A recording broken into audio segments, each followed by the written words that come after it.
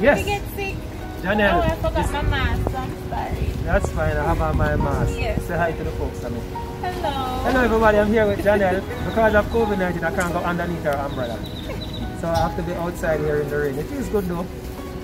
Right? It feels good.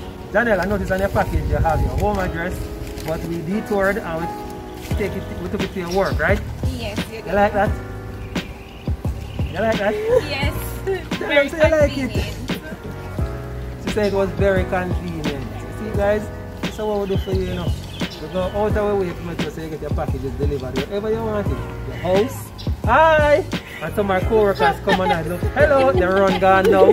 But anyways guys, we make it very convenient for you, just as Janelle said, right?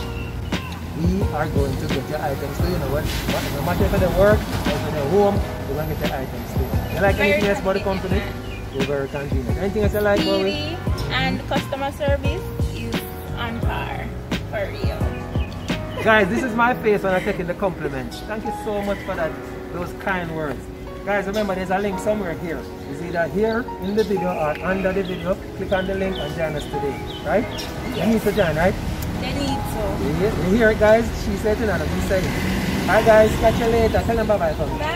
Bye.